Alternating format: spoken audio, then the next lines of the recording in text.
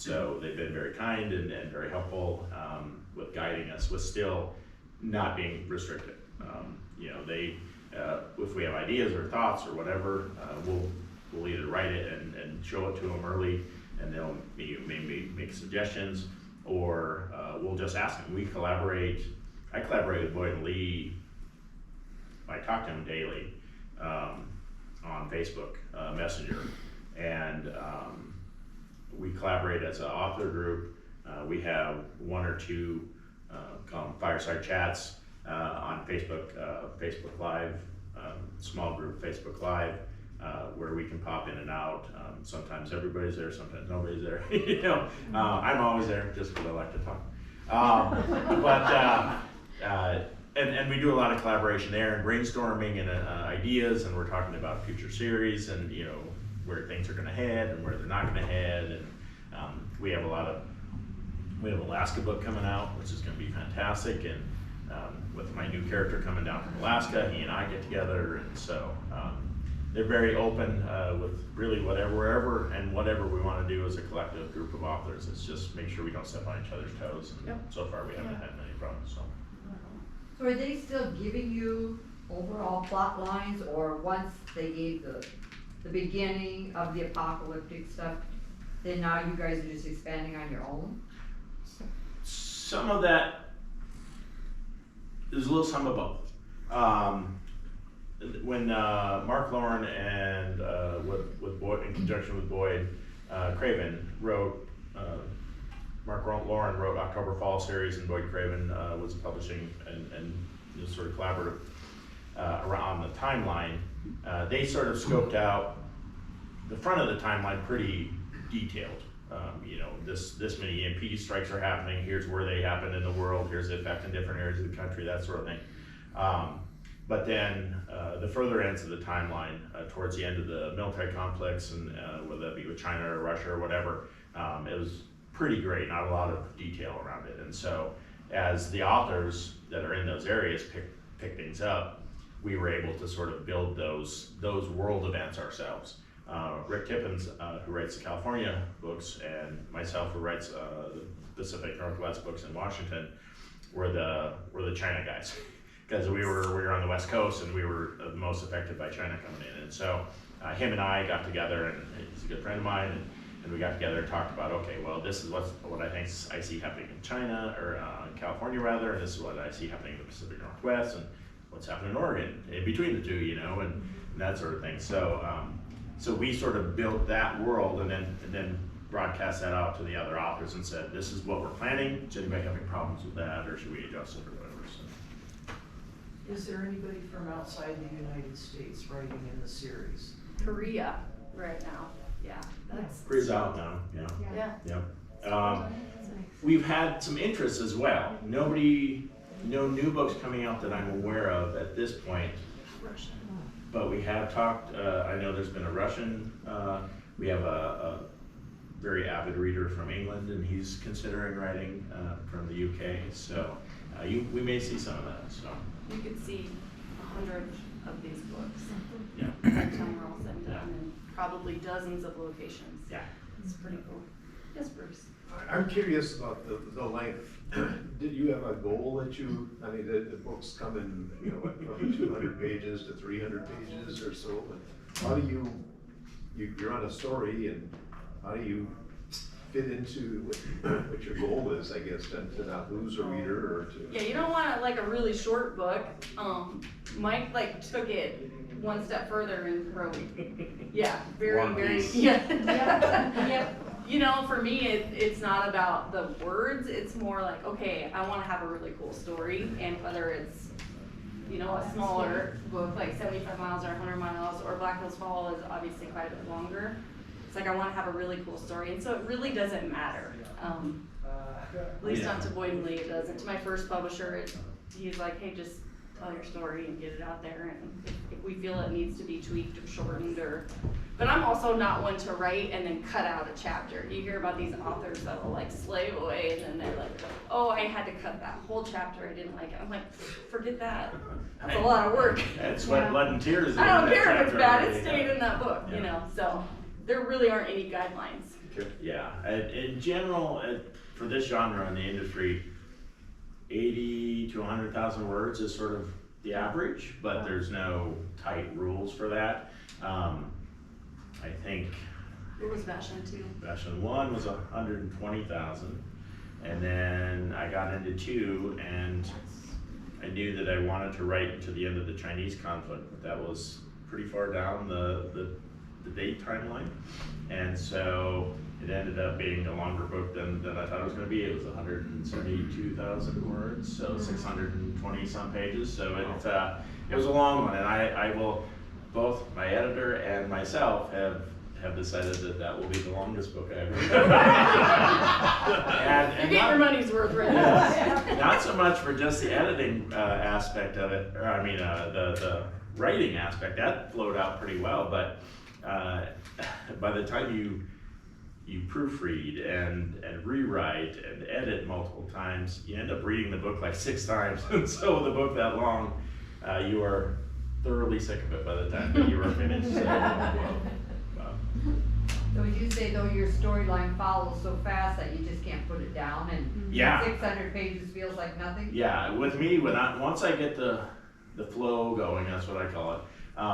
If I get 2 chapters in, and especially if I stay on a good regular writing schedule, you can't wait to write. I mean, the ideas are popping out, and you're trying to write them fast so you don't lose them and take notes and everything else. And you wake up with ideas, and very much it becomes.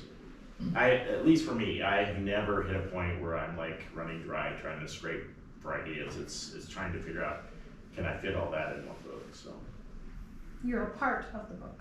Yeah. You are. Yeah. Both of you are. Right. Of Yeah. each book. It is definitely becomes part of your life. And I don't know about for you, but when I hit the end, it's like, oh, it feels so good to be done, but at the same time, you're like, it's almost like, okay, you just lost those people in your life, and then on to the next, yeah. Yeah, and 2 was a little bit of a challenge for me because I was only about a quarter of the way through number 2, and I had this idea that I wanted to do for number 3, and it was so vivid in my mind what I wanted to do for number 3 that I was just worried that I was going to lose that vividness, and even if I took notes, it just wasn't going to be there for me, and so I was writing number 2 as fast as I could to get to the end of it so that I could start on number 3 and make sure it was still ready to go. So now that I'm in number 3, I'm able to procrastinate and not write as fast. But Join the club. yes, yes, there's a lot of that in authorship I found. So Yes, sir. Another question about the changing in publishing, with audiobooks and digital. Are you right now doing mostly the written books, or do you? Ebooks are our best They are. sellers, yeah, Yeah. our bigger money makers, yeah, for sure. yeah. I like old school. I like to turn the pages. I do too, yeah. That's how I read, and my first book is on Audible, but the other 2 haven't. They're just so behind. I mean, what a huge project they're working on. So I don't know if Audible will ever happen for my books, Sure. but yeah, definitely the Kindle is where most of our sales Oh, wow. come. Okay. Yeah, it was a surprise to me because I grew up, I'm an avid reader and had a library at home and had a library growing up, and I read all the time, less so now that I'm writing, but it was a surprise to me to find that the digital is really where the profits are driven. I guess it makes sense as far as overhead standpoint, but I love that. It's not real to me until I feel the paper book in my hands. The first time I get my copy, as soon as it pops out, I have to order one online for myself as if I were a customer, because they slow boat ship the author copies, and so I can't wait for that 2 weeks. Yeah, you're the last person to get your own Yeah, book. really. It's So kinda weird. oftentimes the readers will be posting your copy of the book, and I'm You're still like, where's like, mine? I haven't seen it yet. yeah. So I love paper books, and I don't know that I would be satisfied if we didn't do paper books. It would be very hard for me. Yeah. But we have a lot of readers that are asking for audible books too, or audio format, and it is something that Raventhorn is looking at. The pricing model makes it very difficult to earn any money. By the time you Amazon's cut, and then you have a narrator and they get a percentage, and everything else, you make almost nothing on it for a lot of work, a lot of extra work. So I think almost all of the authors are very interested in doing that. It's just how do you do it profitably, Right. so. Right. Can you talk about the cover art? You should talk first, because you have a different journey for cover art than I do. Yeah, well, I have I guess 3 different artists. So 75 Miles was my first book, and that was the publishing company I was with. One of the other authors, L. Douglas Hogan is his name, and he designed that for me, and so I wanted kind of a matching cover for the second one. So, and I was already with Raven at that time, so we all work together. Everybody in this genre works together. It's pretty cool. So they called Doug, and he's like, yeah, I'll do another one for her. And then actually my publisher, Boyd, designed Black Hills Fall, and then another author that's coming on to the team, DJ Cooper, she designed Black Hills Fall too for me. I was like, here's what Deadwood looks like. You've never been there. I want it to look like Deadwood, but look a little scary, and so I think she did a good job with it. So she finished that up, and I'm not even done with the book yet, but yeah. Yeah, for me, it was a little bit different. I got towards the end, almost really, I was finished with book number 1, but we were still in the editing process, and but it was getting close, and so Boyd and I started talking about what I had in my mind for a cover and some concepts, and we try to pull concepts from the book, obviously, so it's representative, but I knew I wanted, sailing was a big part of it, and having the water and the trees and the Pacific Northwest aspect, and so then we scoured. We have a few different free image, well, they're not free.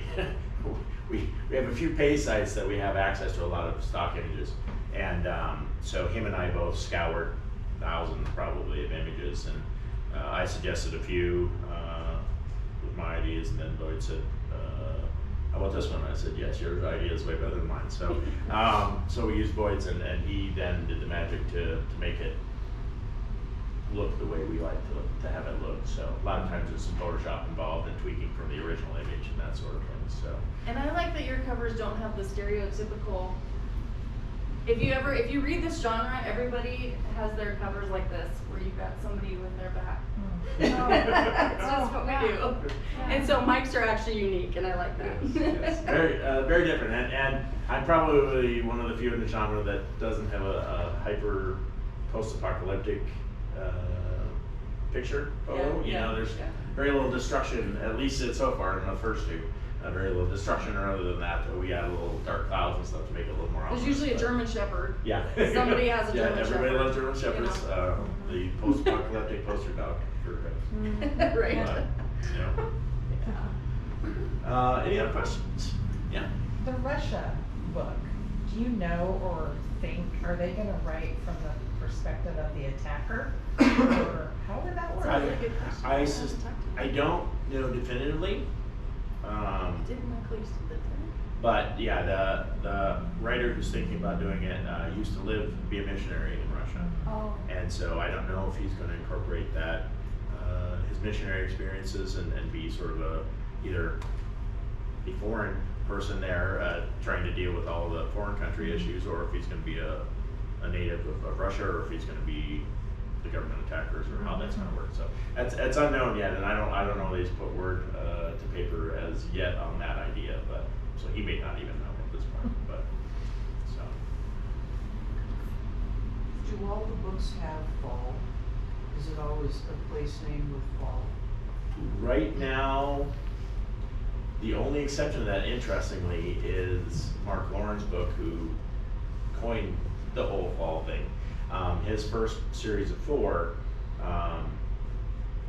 they're all month-based. And so it was October, fall, November, few. December battles. December battles. So it was all month-based. But since October, fall was the first one, we all sort of jumped on that naming convention bandwagon. And I think all the others, to my knowledge, are set that way. I remember when I was writing mine, and I just assumed it would be Black Hills Fall.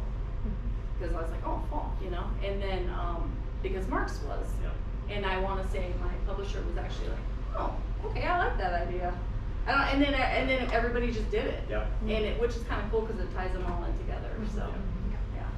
Easy So to are you recognize. two the first ones to join with them, or were there others before you, or are you kind of right at the Yeah. beginning of it? Well, you were the first, weren't you? I was the first, yeah. And then Rick, maybe? I forget who came in there, or maybe Michael, I don't know who came in second. I think Michael, yeah. You know, it's just like. I was been about a whirlwind. midstream.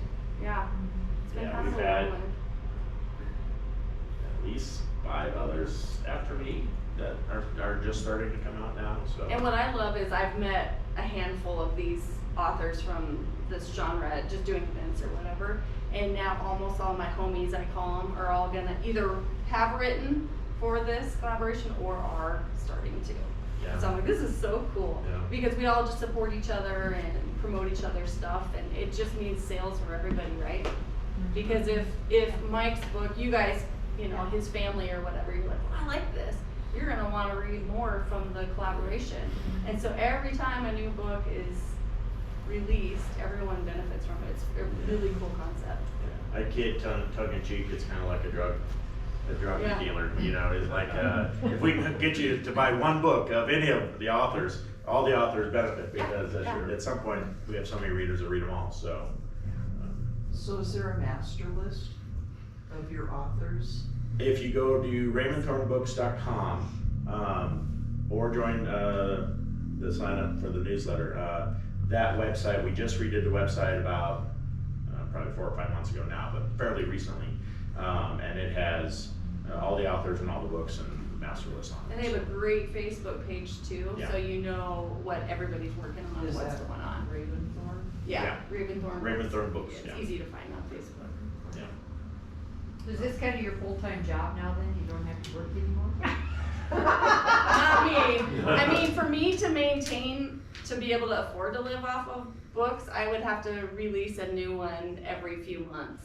Because of course your sales are like, you're like, wow, that's awesome, that royalty check was awesome. But then, you know, it starts to decrease a little bit, and then you write a new one and boom, your royalty checks are up there again. So yeah, I mean, obviously, and for me, it's not something I would wanna do full-time. I work at Best Western, so. For me, it's, as Robyn said, you have to produce to make money like any other job, but I would absolutely love to eventually get to have this be my full-time job. It's not, I have a daytime job right now, I'm in tech industry.